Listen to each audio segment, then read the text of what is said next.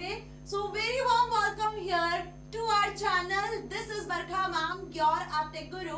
और आज से इस सेशन से हम शुरुआत कर रहे हैं क्लास 11th। ध्यान से सुनो, क्लास 11th जो स्टूडेंट्स इस ईयर 10 से 11th में प्रमोट हुए हैं और उन्होंने IP informatics practices subject top किया है, बुक कोड 065 बेटा जी। तो आज के सेशन से हम आईपी की शुरुआत कर रहे हैं, बात जिसमें हम डिस्कस करने वाले हैं chapter number 1 of your unit number 1, that is basic computer organisation. तो बेटा जी ये जो पहला चैप्टर आपकी बुक में, सुमिता अरोरा की बुक में दिया हुआ है, हम सुमिता अरोरा बुक को ही फॉलो करेंगे। यहाँ पर एनसीईआरटी के सॉल्यूशन जरूर आपको करवाऊंगी मैं, क्योंकि वो एग्जाम में आते हैं। तो एनसीईआरटी को स्किप नहीं करेंगे, क्योंकि एनसीईआरटी से ज्यादा अच्छे वे में कंटेंट आपका सुमिता अरोरा या फिर प्रीति अरोरा की बुक में दिया हुआ है। तो बुक वाला वीडियो ऑलरेडी आपने देखा होगा, सिलेबस मैंने ऑलरेडी बना दिया है, सिलेबस भी आपने देख लिया होगा। तो क्लास 11th आईपी में हमें बेसिक कंप्यूटर्स के बारे में पढ़ना है, पाइथन प्रोग्रामिंग के बारे में जानना है, डेटाबेस कॉन्सेप्ट्स के बारे में पढ़ना है और कुछ इंटरनेट पर जो भी नेट एटिकेट्स फॉलो किए जाते हैं उसके बारे में डिस्कस करना है। तो यही 3 से 4 यूनिट में आपका होल सिलेबस डिवाइडेड है। सिलेबस हमने डिस्कस कर लिया है। तो भाई आपका इंतजार फाइनली खत्म हो चुका है। जो स्टूडेंट्स बार बार कमेंट करके पूछ रहे थे कि मैम आखिर वीडियो कब स्टार्ट करने वाले हो, आप कब से क्लासेस स्टार्ट करने वाले हो, तो मैंने लाइव सेशन में उस दिन आपको कह दिया था कि बहुत जल्दी आपकी क्लासेस शुरू हो जाने वाली है। तो लो भाई शुरुआत कर रहे हैं क्लास 11th आईपी के साथ में। यदि अभी तक भी चैनल को सब्सक्राइब नहीं किया है तो जल्दी से सब्सक्राइब कर लो, क्योंकि आगे बहुत सारे इंपॉर्टेंट वीडियोस मिलेंगे आपको, जैसे पाइथन प्रोग्रामिंग के हो गए, डेटाबेस के हो गए, वो भी प्रैक्टिकल के साथ। तो ऐसा मत सोचना कि मैम प्रैक्टिकल नहीं करवाने वाली है, प्रैक्टिकल के साथ आपको वीडियोस मिलेंगे, है ना जी। तो जल्दी से चैनल को सब्सक्राइब कर लो ताकि नोटिफिकेशंस आपको मिलते रहे। तो शुरुआत करते हैं बेसिक कंप्यूटर ऑर्गेनाइजेशन वाले चैप्टर के पार्ट 1 के साथ। अब देखो बेसिक कंप्यूटर ऑर्गेनाइजेशन, क्योंकि हम इंफॉर्मेटिक्स प्रैक्टिसेस सब्जेक्ट की बात कर रहे हैं, तो आईपी जो आपका सब्जेक्ट है वो किस पर बेस्ड है, वो बेस्ड है मैम कंप्यूटर्स पर, टेक्नोलॉजी पर। ठीक है, इस सब्जेक्ट की मदद से आप बहुत अच्छी अच्छी जॉब पोजीशंस को एक्सेस कर सकते हो, अपने करियर में आगे बढ़ सकते हो, क्योंकि आपको पता है कि कंप्यूटर जो टेक्नोलॉजी है वो नेवर एंडिंग है, कभी एंड नहीं होना है। तो इस बुक की शुरुआत जो की गई है वो कुछ बेसिक चैप्टर्स के साथ में की गई है। मतलब आप जो बचपन से कंप्यूटर्स के बारे में पढ़ते आ रहे हो, कंप्यूटर्स क्या होते हैं, कितने पार्ट्स में होते हैं, कौन कौन से डिवाइसेस इसमें कनेक्ट किए जाते हैं, है ना, वो सारी चीजें आपको इस बेसिक इस चैप्टर में पढ़ने को मिलेगी। तो अब इस चैप्टर में जो जो चीजें होंगी वो आपने पहले से पढ़ी हुई होगी। जो नहीं भी पढ़ा है, जिसको कंप्यूटर का सी भी नहीं आता है और 11th में उसने आईपी भी लिया हुआ है, तो बेटा बहुत इनिशियल लेवल से, 0 लेवल से हीरो लेवल तक हमें पहुंचना है। मतलब 0 से हीरो वाली जो कहानी है, 0 से हीरो का जो सफर है वो हमें यहाँ तय करना है। और इसके लिए आपकी बरखा मैम आ चुकी है क्लास 11th का आईपी लेकर। जैसे अब आप लोगों का इंतजार खत्म हो चुका है, तो बेटा कंप्यूटर्स के बारे में इस चैप्टर में हम डिस्कस करेंगे। मैंने जैसे बताया आपको बहुत बेसिक लेवल से। अब 90s से कंप्यूटर्स की शुरुआत हुई, उसके पहले कुछ जनरेशंस हुआ करती थी कंप्यूटर्स की, है ना जी। तो जब कंप्यूटर्स की शुरुआत हुई तब से जो एरा है वो बदल चुका है ना, क्योंकि टेक्नोलॉजी में जो जो नए नए चेंजेस आप आज तक देखते आए हो, है ना, जो आजकल हम फेस कर रहे हैं, जो ट्रेंड में चल रही है चीजें, वो सब डिफरेंट है। ठीक है जी। तो computers have completely changed our world and the way we live today compared to 25 to 30 years ago. Nowadays students can't imagine life without email, internet, smartphones and other digital tools. बिल्कुल सही line यहाँ पे लिखी हुई है। क्या आप आज बिना मोबाइल फोन के, बिना ईमेल, इंटरनेट, चैटिंग और सोशल मीडिया या जो भी आप काम करते हो रेगुलर के, वो बिना फोन के, बिना इंटरनेट के इमेजिन कर सकते हो? नहीं। जैसे हमारे लिए बाकी सारी चीजें इंपॉर्टेंट होती है ना, आजकल टेक्नोलॉजी पर बेस्ड जो मोबाइल, इंटरनेट, जो डिवाइसेस है वो उतने ही इंपॉर्टेंट हो चुके हैं। ये हमारी लाइफ का एक कह सकते हैं कि एक हिस्सा बन चुके हैं, है ना जी। So computers play an important role in almost every part of a daily life, whether directly और इनडायरेक्टली। मतलब आज अगर कोई पर्सन बहुत ज्यादा लिटरेट नहीं होता, उसको बहुत ज्यादा इंग्लिश नहीं आती, उसको बहुत ज्यादा टेक्नोलॉजी के बारे में पता नहीं भी है, फिर भी वो पेटीएम, गूगल पे और इंटरनेट को एक्सेस कर सकता है। उसको इतना नॉलेज हो चुका है कि भाई टेक्नोलॉजी में यदि आपको इस दुनिया में सरवाइव करना है तो आपको टेक्नोलॉजी के साथ आगे बढ़ना होगा, है ना जी। So they work so well because of the combination of hardware and software. तो हमारा जो कंप्यूटर है वो 2 चीजों से मिलकर बना हुआ है, जैसे आपको बहुत अच्छे से पता है। One is hardware and other is software. बिना हार्डवेयर के आप किसी भी सॉफ्टवेयर को यूज नहीं कर सकते, और बिना सॉफ्टवेयर के आप कोई हार्डवेयर, मतलब बिना सॉफ्टवेयर के आपका जो हार्डवेयर वो नथिंग है, एक डेड मशीन की तरह कंप्यूटर होता है। तो आपसे यदि कोई डेफिनेशन पूछता है, आज भी आप क्लास 11th में आ चुके हो, कोई यदि आपसे कंप्यूटर की डेफिनेशन पूछता है तो बच्चे आज भी कंफ्यूज हो जाते हैं, वो आज भी सही इंफॉर्मेशन या सही डेफिनेशन नहीं दे पाते हैं। मैं सभी की बात नहीं कर रही हूँ, है ना, बट जनरली हम क्या बताने लग जाते हैं, यूजर्स बताने लग जाते हैं कि टेक्नोलॉजी पर डिपेंडेंट एक ऐसा डिवाइस है जिसकी मदद से आप ये काम कर सकते हो, उसके एप्लीकेशंस और इसके यूजर्स पे चले जाते हैं। But what about it's definition? तो बेटा इसकी करेक्ट डेफिनेशन बहुत सिंपल सी होती है कि कंप्यूटर एक ऐसा डिवाइस होता है जो हार्डवेयर सॉफ्टवेयर से मिलकर बना होता है और जो एक सिंपल प्रोसेस पर काम करता है, that is IPO, input process और आउटपुट, जिसके बारे में अब हम डिस्कस करेंगे। तो हार्डवेयर क्या हो गए, वो सारे पार्ट्स हो गए जो फिजिकली एग्जिस्ट करते हैं, जो कुछ स्पेस ऑक्यूपाई करते हैं, है ना। जैसे फॉर एग्जांपल हम keyboard, mouse, monitor, printer, scanner, इनकी बात कर ले, सीपीयू की बात कर ले, है ना। और वही यदि आप सॉफ्टवेयर की बात करो तो ये हार्डवेयर कब वर्किंग में आते हैं, जब इनमें सॉफ्टवेयर होते हैं। तो यदि हम एक ह्यूमन बॉडी सिस्टम की बात करें तो जितने भी आपके ऑर्गन्स हैं वो सब हार्डवेयर होंगे, और ये ऑर्गन्स कब काम करेंगे, जब आपकी बॉडी में आपकी सोल होगी, आपकी आत्मा होगी, सारे चीजें जब वर्किंग में आएगी, है ना, जब आपका ब्रेन वर्किंग में आएगा, तो we can say software is the soul of computer system. Understand this, and hardwares are the parts of computer system. Similarly, our human body system, हाँ, इसे कंपेयर कर सकते हैं, राइट। अब इस चैप्टर में हमें डिटेल में सारी चीजें कंप्यूटर रिगार्डिंग पढ़नी है, तो बहुत बेसिक चैप्टर होने वाला है, एंड होपफुली आपको जो जो मैं बताऊंगी पार्ट समझ में आते जाएंगे। फतेह की बात यह है कि यहाँ से क्वेश्चंस कैसे बनते हैं, कौन कौन से क्वेश्चंस है जो आपसे एग्जाम में पूछे जाते हैं, वो सब मैं आपको सेशन के साथ साथ में बताती चलूंगी, है ना जी। तो basic computer organisation means the logic structure of a computer showing how its parts are connected, how they work together and how they affect the computer's overall performance। सबसे मेन बात ये है कि ये जितने भी डिवाइसेस हैं सबके काम अलग अलग होते हैं, लेकिन ये कनेक्टेड कैसे होते हैं, ये मिलकर एक काम कैसे करते हैं। मींस कि इसके लिए हमें यूज करना होता है यहाँ पे आईपीओ साइकिल को, जिसको कहते हैं आप आईपीओ प्रिंसिपल। मतलब जो कंप्यूटर्स है वो बेस्ड है एक प्रिंसिपल पर। कंप्यूटर मशीन जो काम करती है वो किसी न किसी प्रिंसिपल के बेसिस पर काम करती है, वो होता है आईपीओ साइकिल या IPO principle, that is input, process and output. जैसे कि आपको यहाँ पे डायग्राम में भी दिख रहा है कि इनपुट, प्रोसेस और output that is IPO cycle, इसी पर बेस्ड आपका कंप्यूटर डिवाइस होता है। और आजकल तो जितने भी एडवांस जो डिवाइसेस हैं वो सभी आईपीओ साइकिल पर बेस्ड होते हैं, क्योंकि इंटरनेट की दुनिया में हम जी रहे हैं। हर एक स्मार्ट डिवाइस को आप इंटरनेट से कनेक्ट कर सकते हो, उसमें कुछ इनपुट देकर प्रोसेस करके उसको आउटपुट, जो भी डिजायर्ड आउटपुट है वो आप एक्सेस कर सकते हो, ठीक है। So where input is processed to give a specific output, computer organisation includes components for input, processing and output. This basic setup helps a computer work smoothly, ठीक है जी।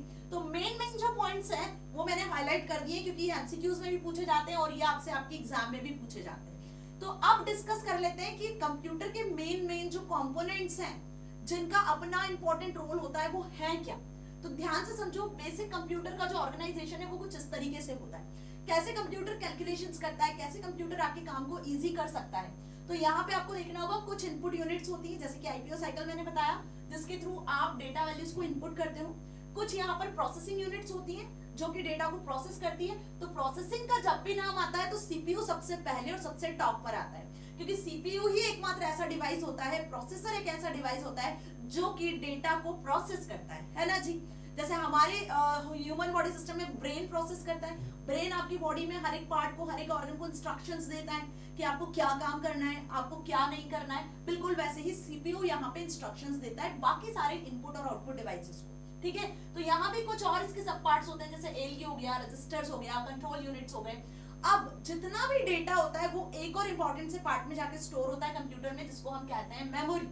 जैसे आपके पास में ब्रेन में मेमोरी होती है जहां आप इंफॉर्मेशन को स्टोर करते हो, जहां आपको सारी चीजें याद रहती है ना, बिल्कुल वैसे कंप्यूटर के पास में भी एक मेमोरी होती है। और ये जितने डिवाइसेस होते हैं ये सब कनेक्टेड होते हैं किससे, बसेस के थ्रू। अब यहाँ जो मैं बात कर रही हूँ बसेस की, वो आपकी ट्रेवल बसेस की बात नहीं कर रही हूँ। यहाँ पे डेटा ट्रेवल हो रहा होता है, यहाँ सिग्नल्स ट्रेवल हो रहे होते हैं, तो वो बेसिकली हम यहाँ पे उसे कहते हैं बस, ठीक है। तो ये बसेस सिस्टम बसेस होती है, ठीक है। इन्हें क्या कहते हैं, सिस्टम बसेस। कभी आपने अपने कंप्यूटर सिस्टम को, मतलब जब आपके पास में हो सकता है आपके पास में पीसी हो, तो आपने यदि सीपीयू का कैबिनेट खोल के देखा होगा तो आपने मदरबोर्ड में देखा होगा यहाँ पे कुछ वायर्स लगे होते हैं, ठीक है। वायर्स का कलेक्शन होता है, मतलब एक ब्रॉड कलेक्शन होता है वायर्स का, जो कि बसेस कहलाती है, ठीक है जी। तो इसी के साथ में आगे बढ़ते हैं और अब वन बाय वन एक एक हार्डवेयर डिवाइसेस के बारे में डिस्कस करेंगे, ठीक है, इन डिटेल। यदि बात करें हम इनपुट डिवाइस की तो बड़ा कंफ्यूजन है ma'am. Input device, output device, storage devices, है ना, इतने सारे इनपुट डिवाइसेस से समझ ही नहीं आता है कि इनपुट डिवाइस है कि आउटपुट डिवाइस है। आप कंफ्यूज मत हो, है ना। आपसे बड़े बड़े जो स्टूडेंट्स हैं, 12th या कॉलेज लेवल के स्टूडेंट्स होते हैं, वो भी जनरली इनपुट आउटपुट डिवाइस में कंफ्यूज हो जाते हैं। क्या करें, डिवाइसेस ही इतने, और आए दिन नए नए डिवाइसेस इन्वेंट होते चले जा रहे हैं।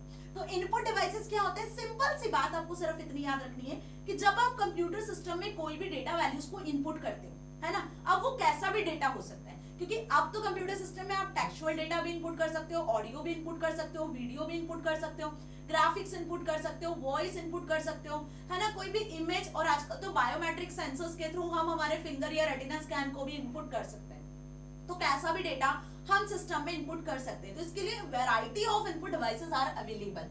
So the input unit is made up of input devices like keyboard, mouse, MICR, OMR, OCR and joystick।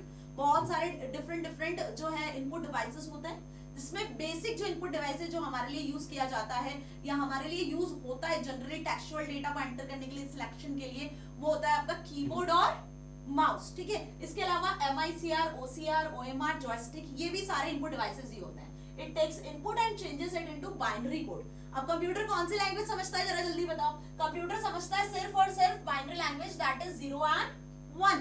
तो 0 and 1 के फॉर्मेट में ही कंप्यूटर डेटा को प्रोसेस करता है, ये हमें अच्छे से पता है। हम हिंदी, इंग्लिश, गुजराती, पंजाबी, संस्कृत, मराठी, बहुत सारी लैंग्वेजेस को जानते हैं, बट कंप्यूटर जिस लैंग्वेज को जानता है वो सिर्फ एक ही लैंग्वेज होती है, जो 0 और 1 की लैंग्वेज होती है, दैट इज बाइनरी लैंग्वेज। आप कीबोर्ड से कुछ भी एंटर करो, अपना नाम एंटर करो, अपने फादर्स का नेम एंटर करो, कोई नंबर एंटर करो, whatever data you will enter to the computer system by using keyboard ना, it is converted into machine understandable format, जिसमें मशीन समझती है। यदि आपने अपना नाम भी एंटर किया है तो वो भी 0101 में कन्वर्ट होगा। और ये काम करेगा कौन, ये काम होता है इनपुट डिवाइस का। Input device user understandable format में इनपुट लेता है और मशीन अंडरस्टैंडेबल फॉर्मेट 01 में कन्वर्ट कर देता है।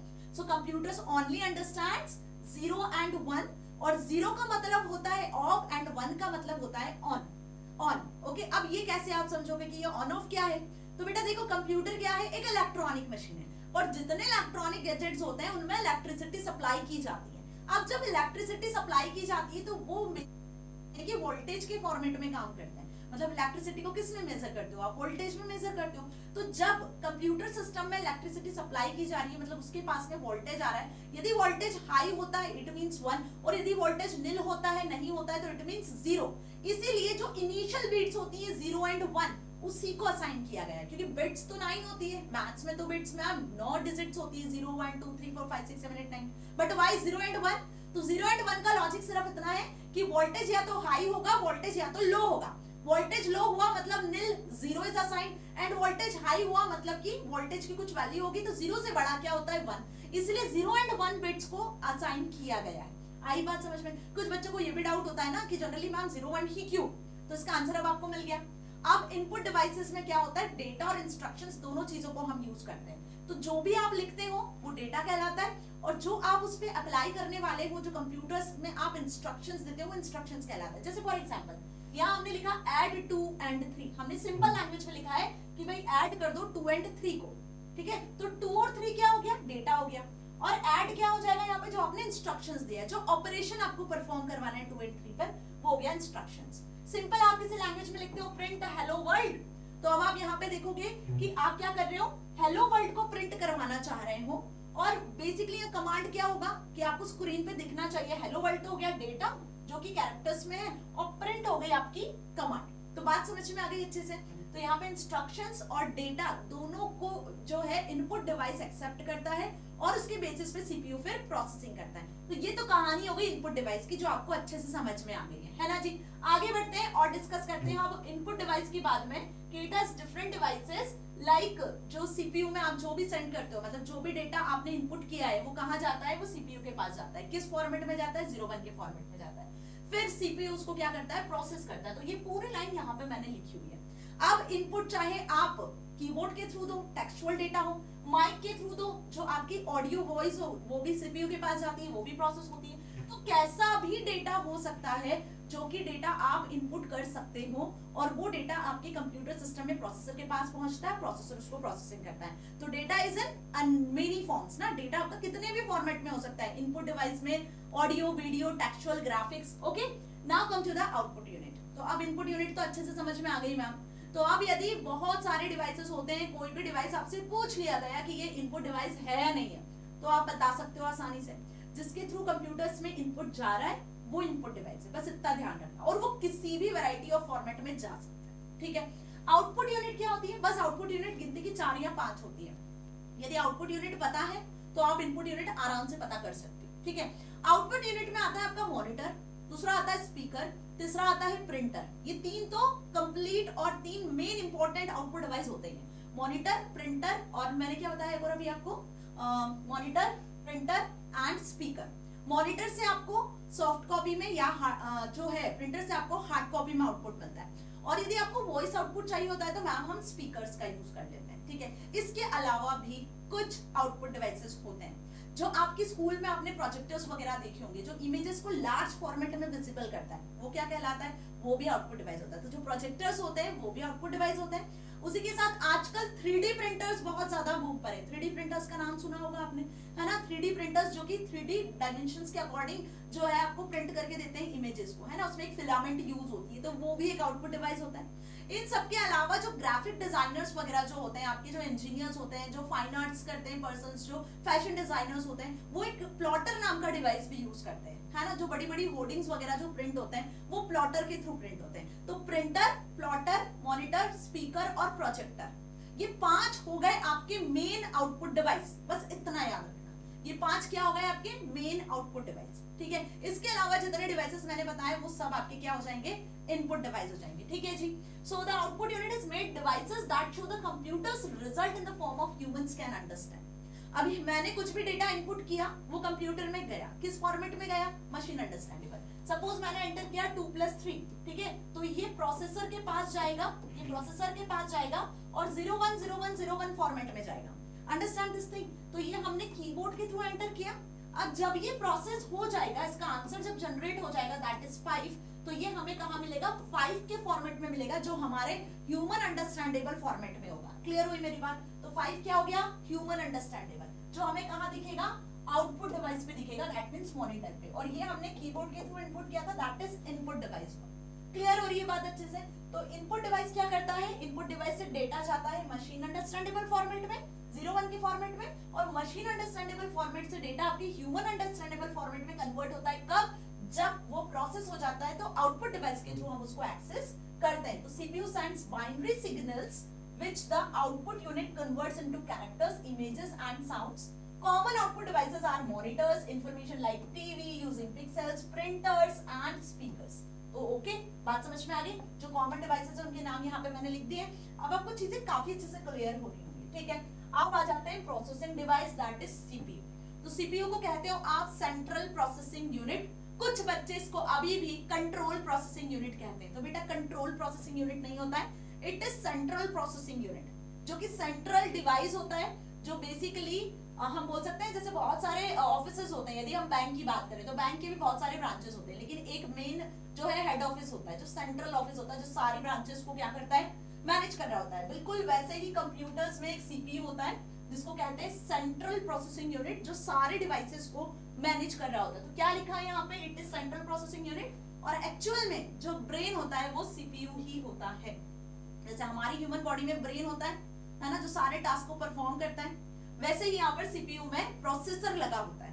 अब इतने बड़े कैबिनेट को सीपीयू नहीं कहते हैं। सीपीयू एक छोटा सा डिवाइस होता है, प्रोसेसर होता है, जिसको कहते हो आप माइक्रो प्रोसेसर या प्रोसेसर, है ना, जो बहुत ज्यादा स्पीड से काम करता है और एक साथ एक से ज्यादा टास्क को परफॉर्म करने की कैपेबिलिटी रखता है। विद इन नैनो सेकंड्स जो है आपके टास्क को क्या एग्जीक्यूट करता है। एक समय में आप म्यूजिक भी सुन रहे होते हो, एक समय में आप अपनी स्क्रीन पर मूवी देख रहे होते हो, प्रिंटिंग का भी काम चल रहा होता है ना, स्पीकर भी एक्टिव रहता है, और आप वहीं कुछ गेम भी खेल रहे हो। तो एक समय में जब आप इतना सारा काम कंप्यूटर्स पे कर रहे हो तो सोचो प्रोसेसर जो है वो एक समय में इतने सारे टास्क को कैसे एग्जीक्यूट करता है। तो इतनी कैपेबिलिटी उसके पास में होती है, ठीक है। तो एक्चुअल में जो प्रोसेसर होता है, it guides, directs and controls the performance of computer.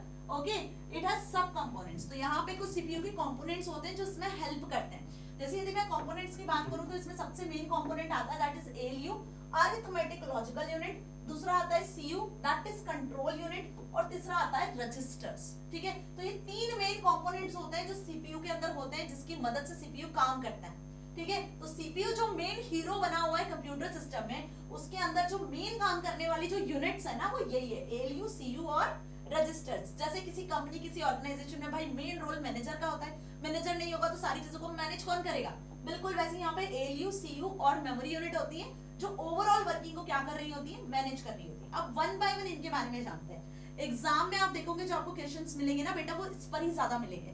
यदि मैं बात करूं सीपीयू में तो सीपीयू से ज्यादा क्वेश्चंस आपको एएलयू के मिल जाने वाले हैं। एएलयू सबसे मेन इंपॉर्टेंट यूनिट होती है जिसका नाम है अरिथमेटिक लॉजिकल यूनिट।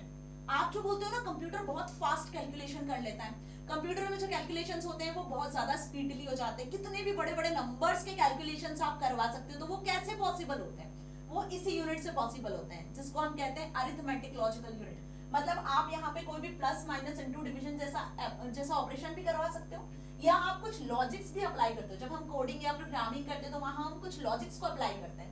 तो लॉजिकल ऑपरेशन आपके greater than, less than, equal, greater, equal, plus minus into division, ये आपके अरिथमेटिक और लॉजिकल ऑपरेशंस होते हैं। तो इसको हाईलाइट मैंने किया हुआ है, इट मींस कि ये इंपॉर्टेंट लाइन है जो आपको याद रखनी चाहिए। So when two numbers are required to edit, these numbers are sent from memory to ALU, where addition takes place and the result is put back into the memory. In the same way, other arithmetic operations are performed through ALU. अब मैं आपको बता रही हूँ कि ऐसा diagram जिसके through आपको सारी चीजें क्रिस्टल क्लियर हो जाने वाली। देखो होता क्या है कि ये है आपका सीपीयू, ठीक है, और इस सीपीयू में देखो 3 यूनिट्स लगी हुई है। पहले लगी हुई है आपकी ALU यूनिट, यहाँ से आपने कुछ इनपुट किया इनपुट डिवाइस के थ्रू, ध्यान से समझना, यहाँ से हमने कुछ इनपुट किया इनपुट डिवाइस के थ्रू। सपोज मैंने यहाँ पे इनपुट किया है 2 + 3, ओके, सेम नंबर। अब एएलयू का काम होगा अरिथमेटिक ऑपरेशन को परफॉर्म करना। तो यहाँ से जो इनपुट डिवाइसेस है, यहाँ से सिग्नल जनरेट होंगे सीपीयू के पास में। सीपीयू क्या करेगा, एएलयू को सिग्नल देगा कि भाई कैलकुलेशन करना है। तो एएलयू क्या करेगा, 2 + 3 दैट मींस 5 जनरेट कर देगा। अब ये जनरेट करने के पहले डेटा जाके सेव कहाँ होगा, मेमोरी में, ठीक है। ऐसा नहीं कि डायरेक्टली एएलयू के पास गया, एएलयू ने कैलकुलेशन कर दिया, it is not like that. Data पहले स्टोर होता है ताकि इन केस कभी लाइट चली जाए बीच में या कुछ ऐसा हो तो आपका जो डेटा है वो कहीं ना कहीं स्टोर रहेगा, ओके। तो पहले डेटा आपका जाके कहाँ स्टोर होगा, मेमोरी में। तो 2 + 3 पहले मेमोरी में जाएगा, मेमोरी फिर जो है वो एएलयू को इंस्ट्रक्शन देगा। अब ये जो इंस्ट्रक्शन देने लेने का काम हो रहा है ये कर कौन रहा है, इसके लिए भी तो कोई डिवाइस होगा, तो उसके लिए हम यूज करते हैं यहाँ पे सीयू। सीयू मतलब कंट्रोल यूनिट। ये सारी चीजें कंट्रोल किसके अंदर होती है भाई, सीयू ही इन सारी चीजों को कंट्रोल कर रहा होता है। तो मेमोरी में गया 2 + 3, कंट्रोल यूनिट ने सिग्नल जनरेट किए, एएलयू के पास पहुंचा 2 + 3, एएलयू ने जनरेट कर दिया 5, एएलयू ने फिर जो है उस डेटा की पुष्टि करी कि हाँ भाई ये कैलकुलेशन हो चुका है। तो कंट्रोल यूनिट से फिर सिग्नल जनरेट होंगे, वो डेटा अगेन आके कहाँ सेव होगा, मेमोरी में। आपका आउटपुट भी मेमोरी में सेव होगा। उसके बाद कंट्रोल यूनिट सिग्नल जनरेट करेगा आउटपुट यूनिट को, और आउटपुट यूनिट पे आपको दिखेगा टोटल 5।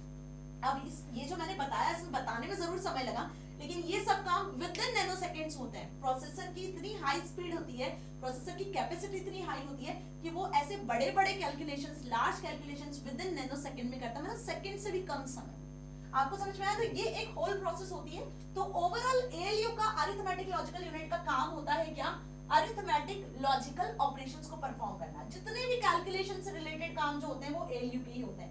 एएलयू किसके साथ में कनेक्टेड होता है, कंट्रोल यूनिट और मेमोरी यूनिट के साथ में कनेक्टेड होता है। अब जो भी लॉजिकल ऑपरेशंस परफॉर्म होते हैं ना बेटा जी, उसके जो रिजल्ट होते हैं वो सिर्फ और सिर्फ ट्रू और फॉल्स में जनरेट होते हैं, और जितने मैथमेटिकल कैलकुलेशंस के जो रिजल्ट होते हैं वो आपको प्रॉपर नंबर्स में मिलते हैं, ठीक है। आगे बढ़ते हैं, मेन यूनिट के बारे में बात करते हैं, दैट इज कंट्रोल यूनिट। अब मैंने आपको बताया कि सीपीयू कंप्यूटर्स का ब्रेन होता है, प्रोसेसर होता है, माइक्रो प्रोसेसर होता है जो प्रोसेसिंग का काम करता है। एक्चुअल में यहाँ जो ब्रेन वाला काम कर रहा है, एक्चुअल में यहाँ जो सिग्नल्स जनरेट करने के काम कर रहा है, एक्चुअल में जो ओवरऑल वर्किंग को कंट्रोल कर रहा है वो सिर्फ होता है आपका CU, that is control unit. तो जो मेन हीरो होता है वो यही होता है। It manage the flow of interpretation and handling all data and instructions in the computer.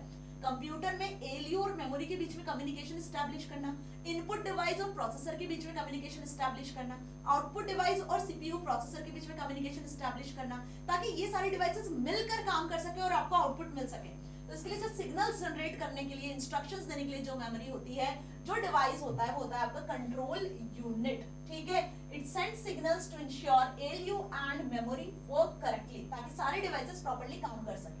तो सीयू का मेन जॉब क्या होता है, प्रोग्राम का एग्जीक्यूशन, मतलब आउटपुट जनरेट करवाना, प्रोसेस कंप्लीट करवाना, ये सीयू का काम होता है। इसके लिए वो मेमोरी को भी इंस्ट्रक्शंस देता है, मेमोरी फिर डेटा को आपका बाइनरी कोड से ह्यूमन अंडरस्टैंडेबल फॉर्मेट में कन्वर्ट करता है, और इस तरीके से जैसे ही आपका आउटपुट कंप्लीट हो जाता है, एक टास्क फिनिश हो जाता है, तो कंट्रोल यूनिट नेक्स्ट टास्क के लिए सिग्नल्स देना स्टार्ट कर देता है। तो सपोज कि आप प्रिंटर से कुछ प्रिंट निकाल रहे हो और आपकी स्क्रीन पे कोई मूवी भी चल रही है, तो ये एट ए टाइम कैसे पॉसिबल हो पा रहा है? क्योंकि कंट्रोल यूनिट यहाँ एक्टिव है। एक टास्क जैसे ही किसी डिवाइस को दिया तो दूसरे टास्क के लिए सिग्नल्स लेना और दूसरे टास्क को फिर कंप्लीट करवाने का काम होता है सिर्फ CU, that is control unit. तो बात समझ में आ रही है कुल मिला के? अब आ जाते हैं रजिस्टर्स पर। तो देखो बेटा जी, रजिस्टर्स क्या होते हैं? स्मॉल मेमोरी एरिया होता है। क्या होता है? स्मॉल मेमोरी एरिया, जहां पर टेम्परेरी डेटा स्टोर होता है। जैसे मैंने कहा कि हमने इनपुट किया 2+3, ये मैंने इनपुट डिवाइस से इनपुट कर दिया, ठीक है। अब ये टेम्परेरीली जहां जाकर स्टोर हो रहा है, जहां से इमरजेंसी में आपका डेटा जो हो सकता है, क्या होता है? प्रोसेस हो जाता है, ठीक है। तो वो बेसिकली स्पेस आपका रजिस्टर कहलाता है। मेमोरी तो होती है, मेमोरी में तो बल्क में आप डेटा स्टोर कर सकते हो, ह्यूज अमाउंट में डेटा स्टोर कर सकते हो, है ना। आपने सुना होगा कि मेमोरी आजकल कितनी हाई कैपेसिटी में मार्केट में अवेलेबल है। बट उसके भी पहले एक स्मॉल यूनिट होती है जहां पर टेम्परेरी डेटा को होल्ड किया जा सकता है फॉर एग्जीक्यूशन, तो वो रजिस्टर्स कहलाते हैं। तो सीपीयू में कुछ ऐसे टेम्परेरी रजिस्टर्स होते हैं जो कि कुछ इंपॉर्टेंट इंफॉर्मेशन को होल्ड करने के लिए कैपेसिटी रखते हैं। It may store some part of some memory addresses और some instructions in its processors. Okay, बात समझ में आ गई? तो रजिस्टर्स की कहानी सिर्फ इतनी है कि रजिस्टर्स स्मॉल मेमोरी एरिया होता है, इसको आप मेमोरी भी कह सकते हो, बट स्मॉल टेम्परेरी एरिया होता है जहां पे डेटा स्टोर होता है फॉर एग्जीक्यूशन पर्पस ओनली, ठीक है। मतलब यहाँ से डेटा डिलीट भी हो जाता है, ठीक है। जैसे ही डेटा आपका प्रोसेस हुआ उसके बाद रजिस्टर्स में डेटा फिर नहीं बचता है, रजिस्टर्स में फिर दूसरा डेटा आके स्टोर होता है। तो टेम्परेरीली जहां पे डेटा आप स्टोर कर पा रहे हो at the time for execution, this is registers. तो कंप्यूटर हैज मेमोरी। अब आ चुके हैं हम मेमोरी वाले पार्ट पर। रजिस्टर्स से मेमोरी स्टार्ट हो जाता है, मतलब कि वो पार्ट कंप्यूटर्स का जहां पे डेटा बल्क में स्टोर होता है। अभी ये बताओ, अगर हमारी ह्यूमन बॉडी में मेमोरी नहीं होगा तो आपको क्या चीजें याद रह पाएगी?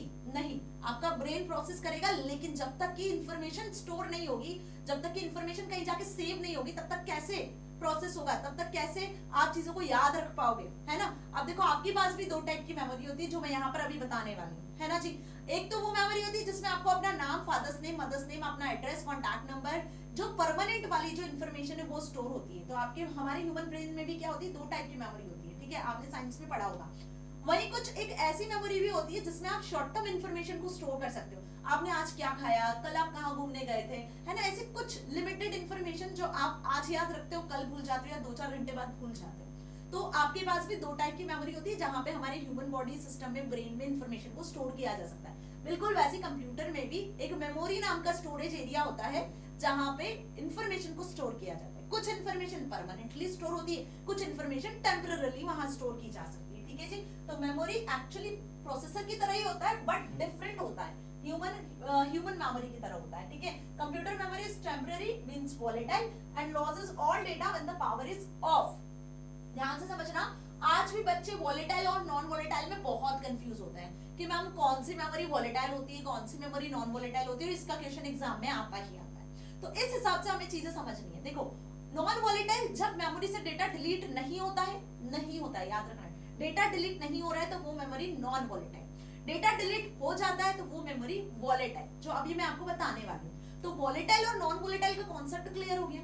जब डेटा डिलीट होता है मेमोरी से तो वोलेटाइल मेमोरी कहलाती है वो, और जब मेमोरी से डेटा डिलीट नहीं होता है तो नॉन वोलेटाइल कहलाती है। तो समटाइम्स कुछ ऐसी भी कंप्यूटर्स में मेमोरीज होती हैं जिनमें डेटा डिलीट हो जाता है। जब पावर ऑफ होता है और आप कुछ काम कर रहे हो तो at a time data delete होने के भी चांसेस होते हैं। तो मेमोरी एक वो वर्क प्लेस होती है जहां पे आप डेटा को स्टोर करते हो while you are performing any task. अब हर एक मेमोरी में जो डेटा जाके स्टोर हो रहा है उसकी एक लोकेशन होती है।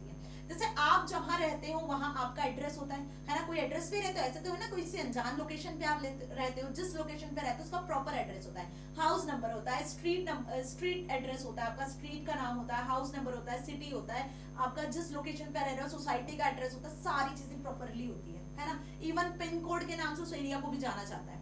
तो बिल्कुल वैसे मेमोरी में भी तो कहीं ना कहीं जाके डेटा स्टोर होता है, तो उस जगह का भी एक यूनिक एड्रेस होता है, ठीक है। तो यहाँ पे वही बात कर रहे हैं कि each memory location has a unique address, it is divided into small parts called bits. Memory में जितना भी डेटा जाके स्टोर होता है वो बिट्स में ही होता है, दैट इज 0 and 1, क्योंकि कंप्यूटर समझता ही बाइनरी लैंग्वेज को है जिसको हम 0-1 कहते हैं मैम। तो 8 बिट्स में 1 bite, which stores character or data। अब इसमें बड़ा कंफ्यूजन है मैम, अभी तक भी कंफ्यूजन है, हम 11th में आ चुके हैं फिर भी कि आखिर ये केबी एमबी जीबी टीबी होता क्या है, इनमें कितनी बिट्स होती है। तो ध्यान रखना ये 2 टू दी पावर 10 के हिसाब से जो है ये बिट्स डिवाइड होती जाती है। आप समझो ध्यान से क्या बता रही हूँ यहाँ पर, ये जो है स्ट्रक्चर जो है बहुत इंपॉर्टेंट है, ध्यान से समझना। बिट्स सिर्फ 2 ही होती है, कौन कौन सी होती है, 0 एंड 1। जितना डेटा होता है 0 एंड 1 में प्रोसेस होता है, जितना डेटा होता है 0 एंड 1 में ही स्टोर भी होता है। कहानी समझ में? तो बिट सिर्फ 2 ही होती है, दैट इज 0 एंड 1। अब इन बिट्स के कॉम्बिनेशन से जो है हम इसको मेजर करते जाते हैं। जैसे फॉर एग्जांपल मैंने कहा कि 4 बिट्स, अब 4 बिट्स कुछ भी हो सकती है, 0 0 1 1। इन 4 बिट से मिलकर क्या बनता है, 1 निबल बनता है। क्या बनता है, 1 निबल। ठीक है, अब मैंने कहा 8 बिट्स, तो बेटा 8 बिट्स के कॉम्बिनेशन से, अब वो 8 बिट्स कुछ भी हो सकती है, सपोज मैंने ये कहा कि 8 बिट्स हैं, तो 8 बिट्स से मिलकर बनता है 1 बाइट, BYTE 1 बाइट। ये कॉम्बिनेशन यदि आपको ध्यान है तो याद रहेगा 4 लाइन से। इसके बाद की एक और लाइन बताऊंगी तो आप कुछ भी आगे कॉम्बिनेशंस बना सकते हैं। ठीक है, ये बिल्कुल वैसे ही होता है जैसे मैंने कहा कि भाई 1 सेंटीमीटर में कितने मीटर्स होते हैं, कितने तो आप बताते हो ना 1 जो भी आपकी यूनिट्स होती हैं, जैसे आप डिस्टेंस को सेंटीमीटर में मेजर करते हो, लीटर्स में मेजर करते हो, कोई लिक्विड क्वांटिटी होती है, बिल्कुल वैसी जो कंप्यूटर की मेमोरी होती है उसको हम बाइट्स में, बिट्स में, किलोबाइट्स में, मेगाबाइट्स में, गीगाबाइट्स में मेजर करते हैं। ठीक है, जैसे मैथ्स में आप देखते हैं ना क्वांटिटीज को मेजर किया जाता है, करंट को एम्पियर में मेजर किया जाता है, बिल्कुल वैसे ही। अब यदि मैंने बात किया यहाँ पे 1024 बाइट्स की, ठीक है 1024 बाइट्स की, अब ये 1 बाइट बन रहा है इससे, तो यहाँ पे क्या बनेगा, यहाँ पे आपका बन जाएगा 1 KB। बात समझ में? बस ऐसी ये सारी चीजें आगे बढ़ती जाती है। तो अब यदि आप यहाँ पे स्ट्रक्चर देखोगे तो आपको समझ में आ रहा होगा 1 bit equals to 8 bit equals to 1 byte, 1024 byte equals to 1 KB, 1024 KB equals to 1 MB, 1024 MB equals to 1 GB। बिल्कुल उसी तरीके से यहाँ देखोगे 1024 GB equals to 1 TB, 1024 TB equals to 1 PB, 1024 PB equals to 1 EB and 1024 EB equals to 1 ZB। अब ये है क्या, तो आपको क्लियर है कि KB मतलब किलोबाइट, MB मतलब megabyte, gigabyte, terabyte, petabyte, exabyte और जेटाबाइट। इसको यदि आप और गूगल पे सर्च करोगे ना, एक्सप्लोर करोगे तो इसके आगे की भी आपको जो है मेमोरी मेजरमेंट शो हो जाएंगे। तो अब ये चीज आपको क्लियर हो रही है, समझ में आ रहा है कि कैसे ये जो है मेमोरी जो मेजरमेंट है वो बढ़ता जाता है। तो आज मार्केट में आप जाओगे तो आपको 1 टेराबाइट, 4 टेराबाइट, 2 टेराबाइट की भी हार्ड ड्राइव या पेन ड्राइव वगैरह मिल जाती है आराम से ना।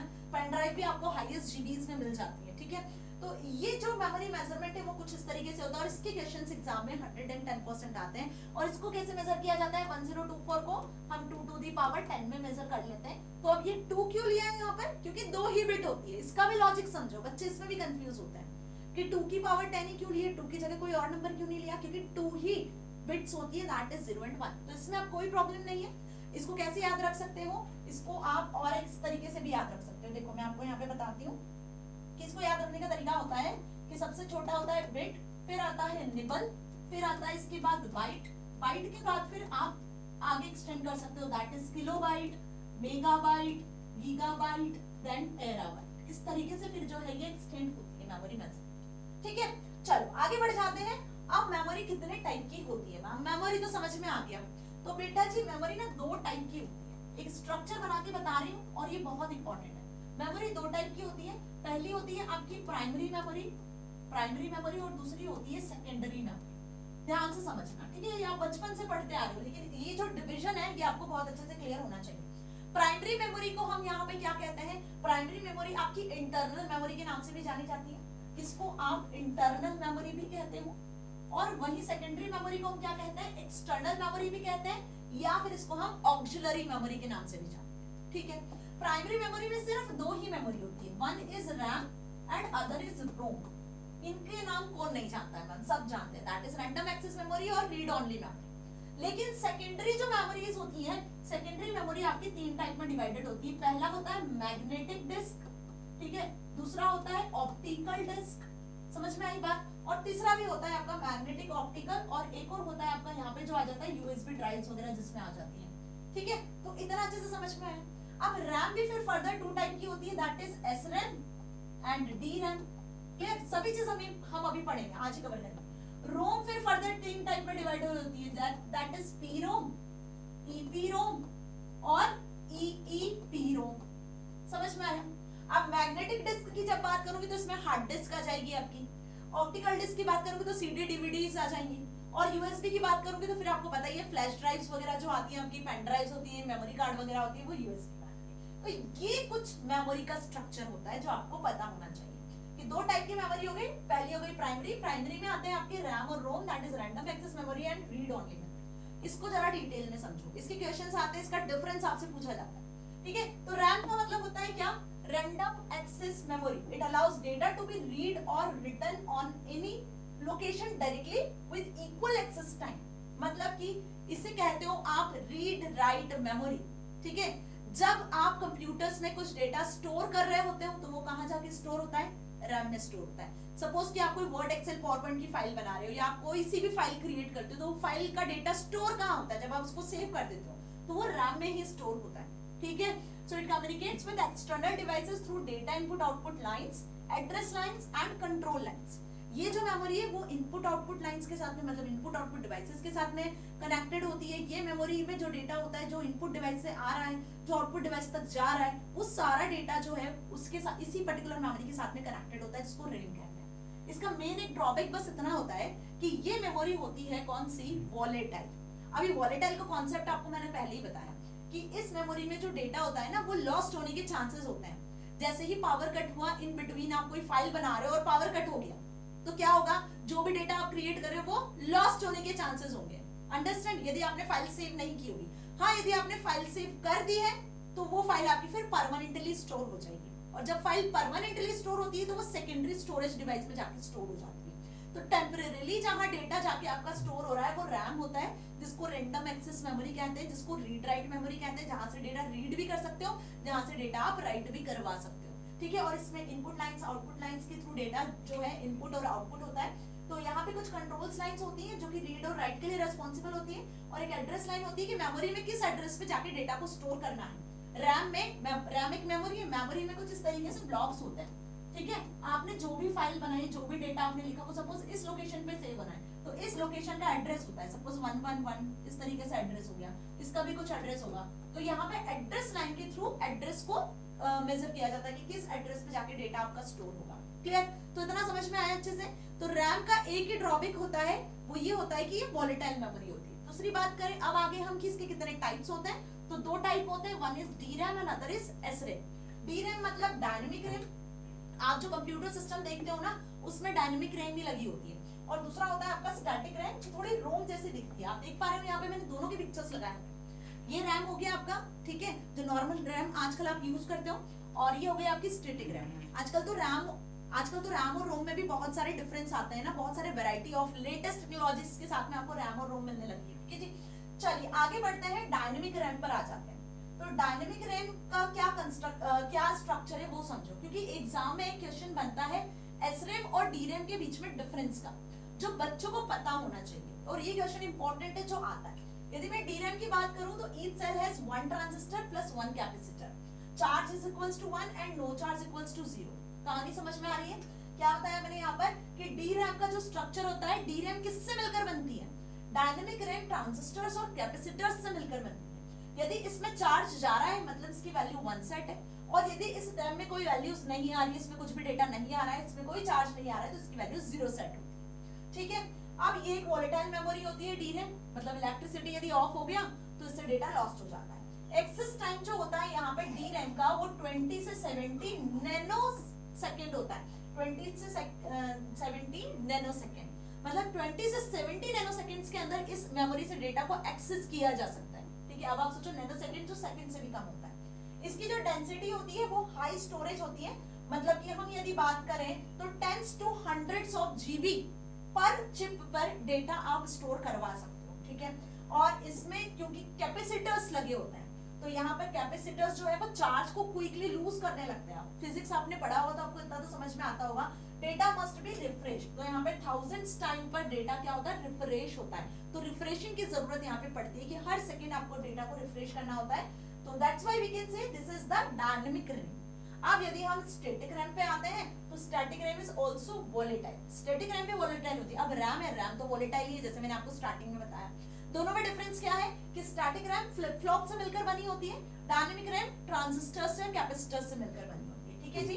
अब as they are supplied with the power they need no special regenerators, वहां पे रिफ्रेशमेंट की जरूरत पड़ती है, बार बार मेमोरी को रिफ्रेश करना होता है, यहाँ पे रिफ्रेश करने की जरूरत नहीं होती है, जैसा इसका नाम की स्टैटिक, तो फिक्स रहती है बेटा, ठीक है। Static RAM consist eventually of internal flip flops, देख रहे हो आप यहाँ पे इंटरनल फ्लिप फ्लॉप्स का यूज किया जाता है, जो कि बाइनरी इंफॉर्मेशन को स्टोर करते हैं, मेमोरी में जो डेटा स्टोर हो रहा है बाइनरी फॉर्मेट में हो रहा है, तो बाइनरी इंफॉर्मेशन को स्टोर करते हैं। अब यदि इसके डिफरेंस वाला क्वेश्चन एग्जाम में आपसे पूछ लिया गया, क्या पूछ लिया गया, what is the difference between SRAM and DRAM, तो ये पूरा लाइन जो मैंने यहाँ पैराग्राफ लिखा हुआ है ना, ये इसके डिफरेंस पर ही लिखा हुआ है, ठीक है। डिफरेंस चाहो तो आप कॉलम बनाकर भी लिख कर आ सकते हो, या आप डायरेक्टली ऐसे भी लिख कर आ सकते हो। तो static RAM takes up more space for given storage specific capacity than to the dynamic RAM, ठीक है। स्टैटिक रैम में ज्यादा कैपेसिटी होती है as compare to D RAM, मतलब इसमें जो कैपेसिटी के कंपैरिजन करें तो S RAM is more capacity, है ना, as compare to D RAM. और फास्टर एक्सेस टाइम जो होता है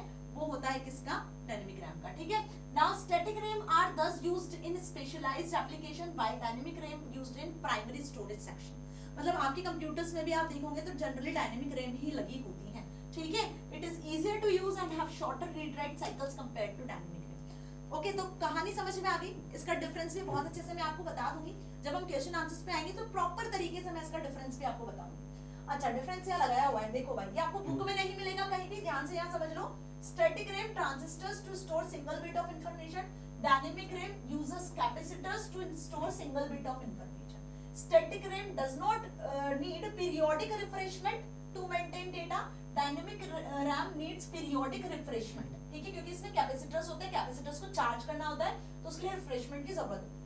और SRAM structure is complex as compare to DRAM structure, DRAM का जो स्ट्रक्चर होता है वो सिंपल होता है। SRAM are expensive as compare to DRAM, DRAM क्या होती है, लेस एक्सपेंसिव होती है, एसरैम एक्सपेंसिव होती है। SRAM are faster but SRAM faster होती है as compare to DRAM, DRAM is slower memory, ठीक है। और एसरैम को यूज किया जाता है कैश मेमोरी में, अब कैश मेमोरी क्या होता है वो समझेंगे अपन, ठीक है। और डीरैम को आप मेन मेमोरी में, मेन मेमोरी मतलब वही प्राइमरी मेमोरी, देखो प्राइमरी मेमोरी बोले, मेन मेमोरी बोले, इंटरनल मेमोरी बोले, सब आपके रैम और रोम हो गए। और वहीं आपसे बात की जाए किसकी, ऑक्सिलरी मेमोरी की, एक्सटर्नल मेमोरी की, ठीक है, सेकेंडरी मेमोरी की, तो आपके हार्ड ड्राइव, हार्ड डिस्क वगैरह सब आ जाते हैं उसमें, पेन ड्राइव वगैरह, ठीक है। तो इतना क्लियर हो गया, अभी कंफ्यूजन तो नहीं है ना एसरैम और डीरैम में, कोई भी डाउट होता है तो कमेंट सेक्शन में लिख सकते हो। अब बढ़ते हैं हम रोम की तरफ। रैम तो क्लियर हो गया मैम, रैंडम एक्सेस मेमोरी जिसे रीड राइट मेमोरी भी कहते हैं। अब रोम की कहानी पूरी इसकी ऑपोजिट होती है। रोम का फुल फॉर्म होता है रीड ओनली मेमोरी, तो जैसा इसका काम है ना वैसी ही मेमोरी होती है, दिखती कैसी, इस तरीके से दिखती है। यदि आप सिस्टम कभी ओपन करके देखोगे, कैबिनेट ओपन करोगे सीपीयू का, तो मदरबोर्ड में ये सारी मेमोरीज प्लेस्ड होती है। अब रोम का काम होता है सिर्फ और सिर्फ डेटा को रीड करने का, इसमें आप डेटा को राइट नहीं कर सकते।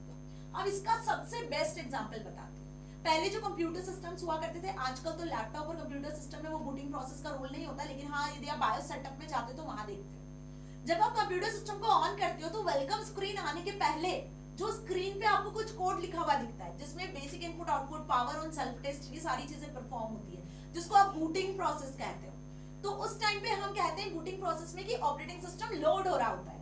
तो भाई ये जो डेटा होता है जो आप देख रहे होते हो स्क्रीन पे, ब्लैक कलर की स्क्रीन पे चल रहा होता है, ये कहाँ स्टोर होता है, कहीं ना कहीं तो स्टोर होता होगा, तो वो बेसिकली रोम में स्टोर होता है। तो that data should be only stored on the ROM. और दूसरी चीज, इसे हम सिर्फ और सिर्फ देख सकते हैं, ये एक बार स्टोर हो गया तो उसको बदल नहीं सकते हैं, तो वो रोम मेमोरी कहलाती है, जिसमें परमानेंटली एक बार डेटा को सिर्फ स्टोर किया जाता है। तो जितने भी सिस्टम रिलेटेड जो कोड है वो यहाँ पर ही स्टोर होते हैं, जिसमें ऑपरेटिंग सिस्टम जो सारी चीजों को चेक कर रहा होता है वो सब यहाँ स्टोर होता है। तो ये नॉन वोलेटाइल मेमोरी हुई, क्योंकि पावर ऑन हो या पावर ऑफ हो इससे कोई फर्क नहीं पड़ता है, ये डेटा एक बार मेमोरी में लिखा गया, एक बार मेमोरी में स्टोर हो गया तो वो परमानेंटली स्टोर होता है। सिस्टम आपने स्टार्ट किया, बूटिंग प्रोसेस चल रही थी और लाइट चली गई, फिर से लाइट आई, बूटिंग प्रोसेस फिर स्टार्ट हो जाती है ना, मतलब वो कोड फिर से स्टार्ट होता है, वो कोड आपको फिर से दिखता है, क्योंकि वो परमानेंटली स्टोर होता है। तो जब पावर के ऑफ होने पर भी डेटा बना रहता है मेमोरी में, तो मेमोरी नॉन वोलेटाइल होती है, ठीक है। और ये जो है रैम से स्लोवर होती है, as compare to RAM we can say it is slower memory. So where data doesn't change, इसलिए हम इसे कहते हैं ROM, that is read only memory. Clear हुआ? अब यदि एग्जाम में रैम रोम में डिफरेंस आया तो लिख दोगे ना आराम से, है ना। वैसे तो आपको कॉन्सेप्ट्स क्लियर हो गए, क्योंकि ये हम बचपन से पढ़ते आ रहे हैं रैम रोम की कहानी, बट आज आपको बहुत अच्छे से क्लियर हो गया होगा। नाउ रोम के 3 टाइप्स होते हैं, जैसे रैम के एसरेम डीरेम होता है, तो बेटा जी रोम जो होती है वो पी रोम, ईपी रोम, ईईपी रोम, तीन टाइप में डिवाइडेड होती है। यदि पी रोम का फुल फॉर्म आ गया तो लिख देना programmable read only memory. P ROM मतलब रोम का तो रीड ओनली मेमोरी, पी मतलब प्रोग्रामेबल रीड ओनली मेमोरी। और यदि आपसे ईपी रोम की बात की जाए तो यहाँ पर आप लिखोगे क्या, यहाँ पे इसका फुल फॉर्म लिख कर आओगे erasable programmable read only memory. E for erasable, P for programmable, ठीक है, erasable programmable read only memory. और वहीं ईईपीरोम की बात की जाए, जहां डबल ई की बात की जाए, तो electrically erasable programmable read only memory. ऐसे याद रखना फुल फॉर्म्स को, ठीक है। और ये जनरली क्वेश्चन आपसे एमसीक्यूज या उसमें पूछा जाता है।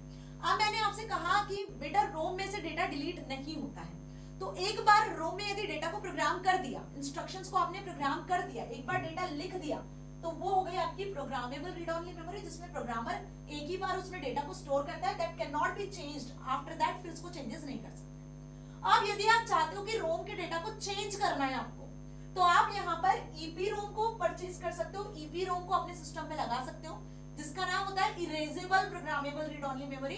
तो यहाँ से डेटा को इरेज करना इतना आसान नहीं होता है। डेटा को इरेज करने के लिए यहाँ पर स्पेशल टेक्निक का यूज किया जाता है, that is UV light, ultra violent light. Ultra violent light की प्रेजेंस में डेटा को ईपी रोम से आप क्या कर सकते हो, इरेज कर सकते हो, फिर नया डेटा उस पर लिख सकते हो। तो ये वंस अ टाइम यहाँ पे पॉसिबल होता है। वही बात करूं मैं ईईपीरोम की, तो ईईपीरोम में भी आप डेटा को डिलीट कर सकते हो, बट यहाँ पे जो टेक्निक यूज होती है वो होती है इलेक्ट्रिसिटी, मतलब इलेक्ट्रिकल पल्स के थ्रू इलेक्ट्रिकली यहाँ पे से डेटा को आप डिलीट कर सकते हो और फिर मेमोरी में रीप्रोग्राम कर सकते हो, उसको फिर से रीप्रोग्राम कर सकते हो। तो पीरोम, ईपीरोम और ईईपीरोम, ये तीन टाइप की रोम होती है। एसरेम एंड डीरैम, ये दो टाइप की रैम होती है। तो पिक्चर क्लियर हो गई आपको अच्छे से। रैम और रोम में आप कंफ्यूज तो नहीं होंगे। चलो अब बढ़ते हैं हम last, that is secondary storage device की तरफ। तो मैम प्राइमरी स्टोरेज डिवाइस तो अच्छे से समझ में आ चुका है। Main memory, primary memory, internal memory, RAM और रोम क्लियर, रैम रोम की फर्दर टाइप भी क्लियर। तो एक पार्ट तो मेमोरी का हमने कंप्लीट किया, ठीक है जी। अब बढ़ते हैं आगे हम किसकी तरफ, सेकेंडरी स्टोरेज की तरफ। तो सेकेंडरी स्टोरेज डिवाइसेस को बैकअप डिवाइसेस भी कहा जाता है। जब आपका डेटा कुछ इंपॉर्टेंट होता है तो आप उसको सेव कर देते हो, परमानेंटली सेव कर देते हो। तो परमानेंटली डेटा जब जहाँ के सेव होता है ना, आपकी कोई फाइल है, बहुत इंपॉर्टेंट फाइल है, ठीक है, उस फाइल को आप जब सेव करते हो तो वो कहाँ जाके स्टोर होती है, वो सेकेंडरी स्टोरेज में जाके स्टोर होती है। तो सेकेंडरी स्टोरेज तीन टाइप के होते हैं। वन इज मैग्नेटिक मीडिया, जिसमें आता है आपका हार्ड ड्राइव, आजकल तो एसएसडी वगैरह का हम यूज करते हैं।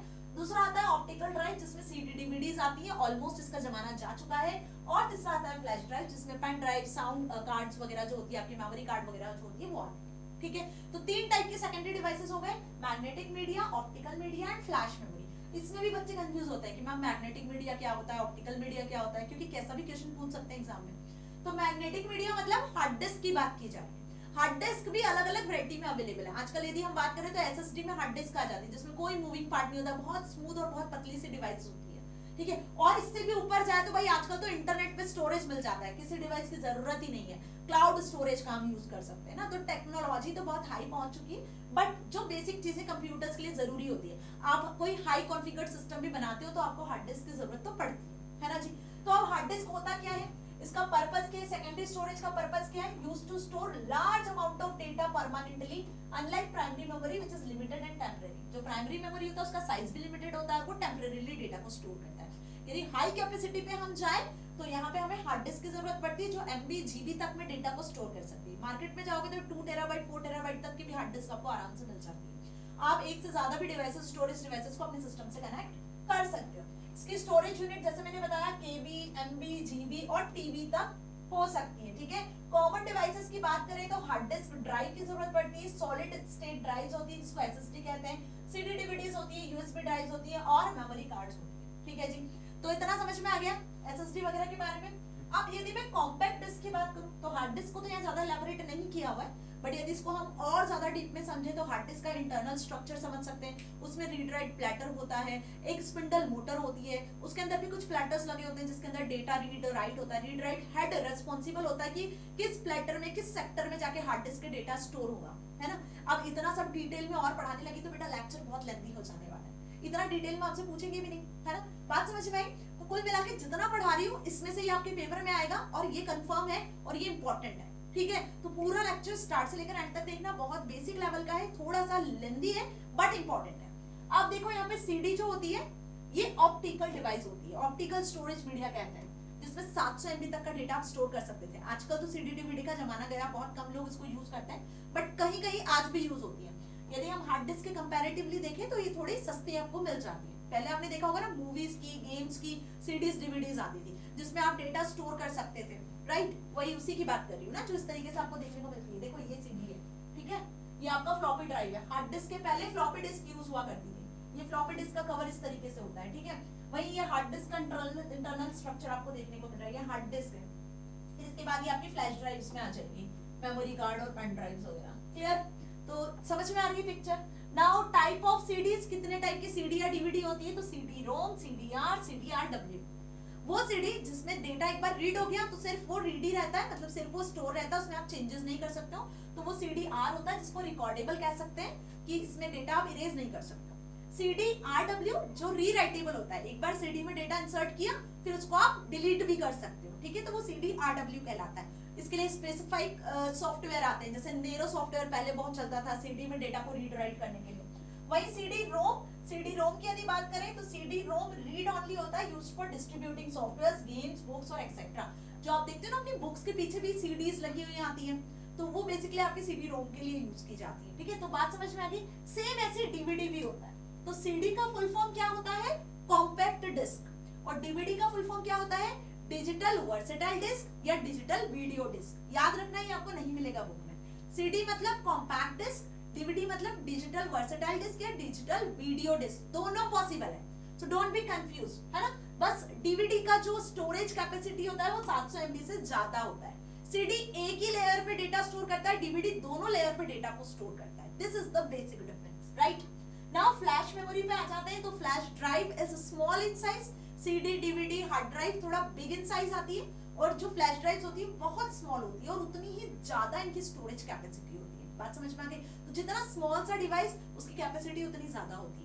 अब यदि मैं एक पेन ड्राइव की बात करूं तो पेन ड्राइव भी आजकल आपको मार्केट में मिल जाएगी, जीबीज में अवेलेबल होती है। एक मेमोरी कार्ड की भी बात करूं तो 64 GB तक की आपको पेन ड्राइव या 128 GB तक की मेमोरी कार्ड और ये सारी चीजें मिल जाती हैं। बात समझ में आ रहा है? तो एक छोटी सी चिप की तरह होती है flash drives, okay. Ultra portable storage device होता है जिसको सॉलिड स्टेट मेमोरी कहा जाता है। अब ये सॉलिड स्टेट का क्या मतलब होता है कि वो मेमोरी जिसमें कोई भी मूविंग पार्ट्स नहीं होता है।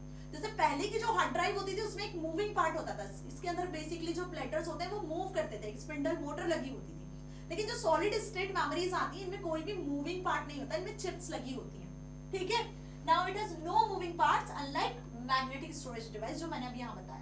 So it works in similar way like RAM. Key difference is that in flash memory when the power is switched off, यहाँ से कोई भी डेटा डिलीट नहीं होता है, और 250 रुपए से स्टार्ट हो जाती है। अगर आप कोई पेन ड्राइव भी खरीदने जाते हो तो आपको मिनिमल चार्जेस 250 के ऊपर या 250 से स्टार्ट हो ही जाती है। इसमें जो डेटा स्टोर होता है वो 256 मेगाबाइट से 128 GB के भी बियॉन्ड आपको देखने को मिलती है, ठीक है जी।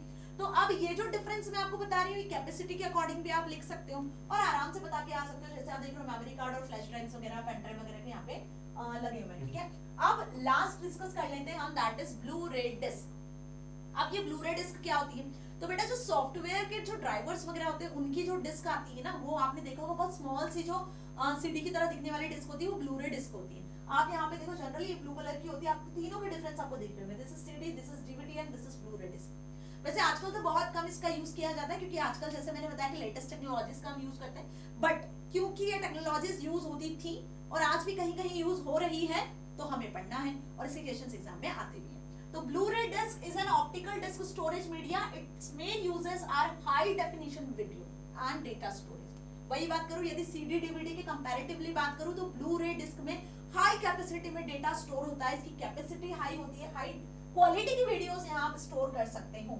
So while current optical technologies जैसे कि DVD, DVD-R, DVD-RAM only use a red laser to read and write data, but now a latest technology we use that is blue violet laser instead of red, which is known as blue ray disk, ठीक है।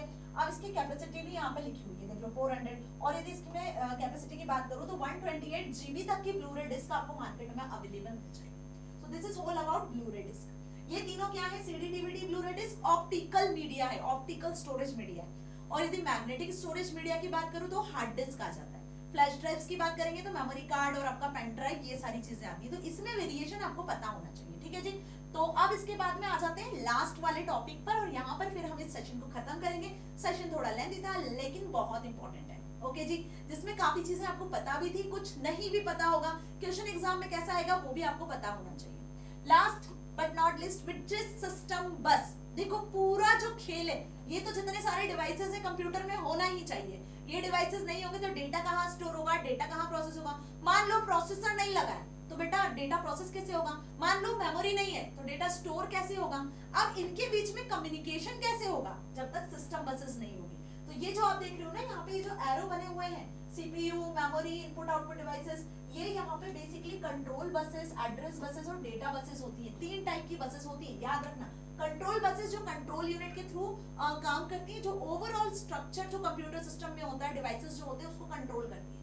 Address buses memory के साथ में मिलकर काम करती है। Memory में किस एड्रेस पे डेटा स्टोर करना है, मेमोरी से किस एड्रेस से फाइल के डेटा को उठाना है, एड्रेस बस का काम होता है।